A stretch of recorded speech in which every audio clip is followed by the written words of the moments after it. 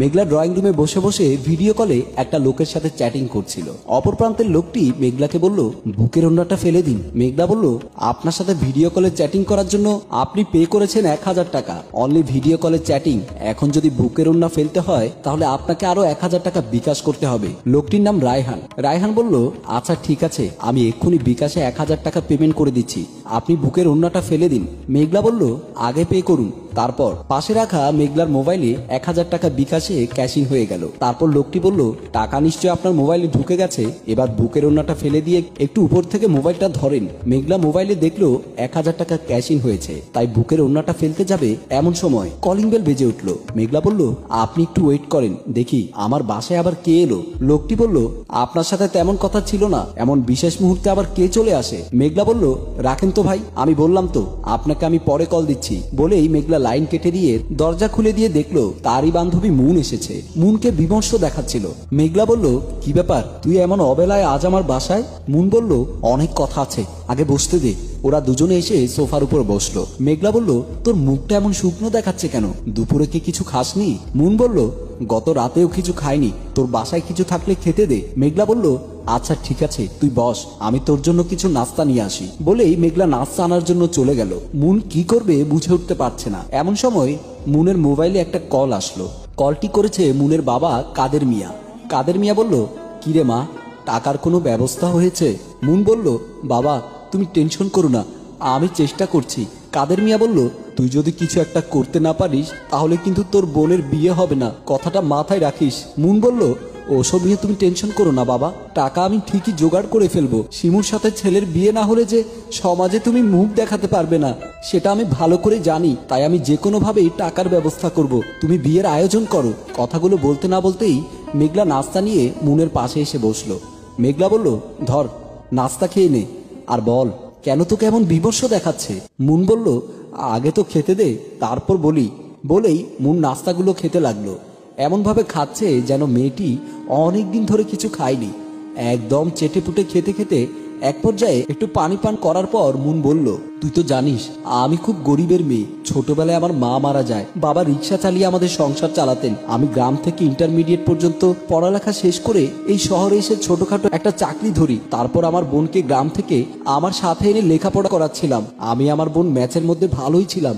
আমার বোন কলেজে আসা যাওয়া করতে করতে আমাদের এলাকার এক প্রভাবশালী লোকের ছেলের সাথে তার প্রেমের সম্পর্ক হয়ে যায়। ওদের প্রেমের সম্পর্কটা এক পর্যায়ে গিয়ে শারীরিক সম্পর্কের রূপ নেয়। মাসখানেক আগে আমার বোন আমাকে জানায় যে ছেলেটার সাথে প্রেমের সম্পর্ক ছিল, ওই ছেলের বাচ্চার মা হতে যাচ্ছে। আমি তাকে বলি, তুই এটা কি করলি?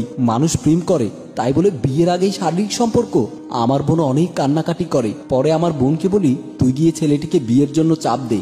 আমার বোন যথারীতি গিয়ে তার বয়ফ্রেন্ডকে বিয়ের জন্য চাপ দেয়। ছেলেটাও প্রথমে আমার বোনকে অস্বীকার করলেও পরে গিয়ে মামলা মোকদ্দমার ভয় দেখালে বিয়ে করতে রাজি হয়। কিন্তু তার বাবা মা আমার বাবার কাছে বিয়ের জন্য ছেলের হাত খরচ বাবদ 1 লক্ষ টাকা দাবি করে। এমন অবস্থায় আমার বাবা গরিব রিক্সা চালক, সে কিভাবে এত টাকা দেবে? তাই আমাকে বলে 1 সপ্তাহের মধ্যে 1 লক্ষ টাকার ব্যবস্থা করে দে। আমি অফিসের বসকে গিয়ে কথাটা খুলে বলি।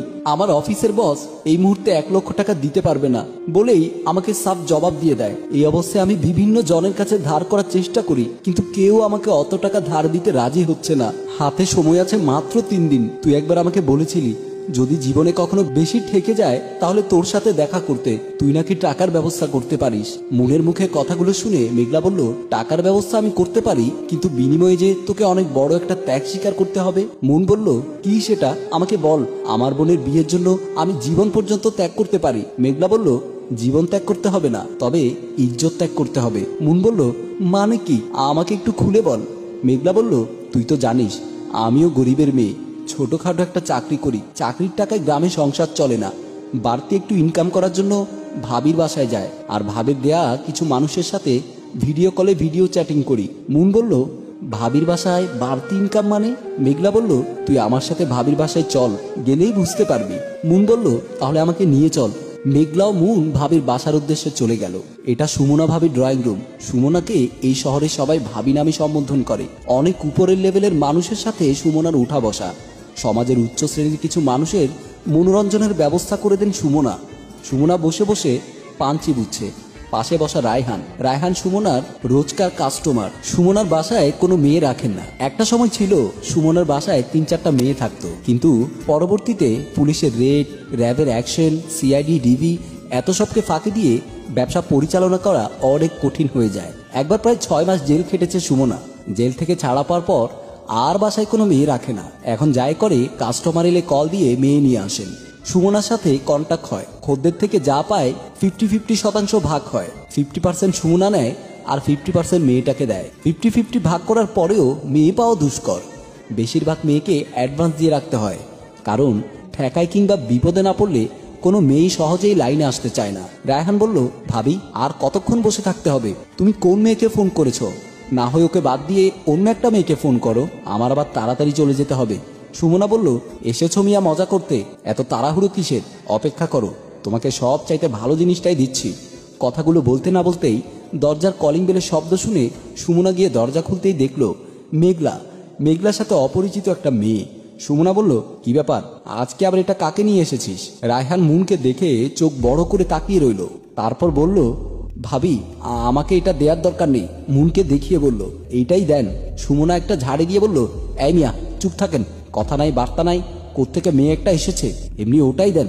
আগে কথাবার্তা কইয়া দেখি, এইটাকে তারপর না হয় একটা ব্যবস্থা হইব। তারপর মেঘলার দিকে তাকিয়ে বলল, এই মেঘলা, এটা কারে লইয়া এলি? মেঘলা বলল, ভাবি এটা আমার বান্ধবী। সুমনা বলল, বান্ধবীরে নিয়ে যাবি তোর বাসায়, এখানে নিয়ে আইলি কেন? মেঘলা বলল, সেও আমাদের লাইনে আসতে চায়। সুমনা বলল, স্বাগতম, সুস্বাগতম। এমন সময় পাশে দাঁড়ানো রায়হান বলল, ভাবি আপনাকে তো দিয়েছে 5,000 টাকা, হলে আমি 10,000 টাকা দেব, একে পাঠান। সুমনা আবারও ধমক দিয়ে বলল, এই মিয়া তুমি এত ফটর ফটর করো কেন? আগের কাম আগে সারো। তারপর মেঘলার দিকে তাকিয়ে বলল, মেঘলা যা তো, লোকটার একটু বুঝ দিয়ে আয়, না হয় বিরক্ত করতেই থাকবো। মেঘলা মুনকে বলল, তুই একটু দাঁড়া, আমি 5 মিনিটের মধ্যে বুঝ দিয়ে আসছি। বলেই মেঘলা রায়হানের হাত ধরে রুমে চলে গেল।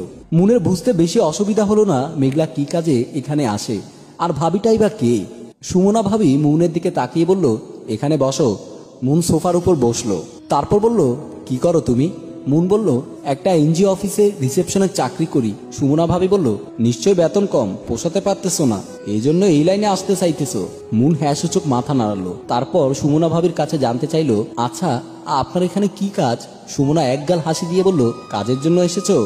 আবার জানতেও চাও কি কাজ? কেন, তোমার কি মেঘলা কিছু কয় নাই?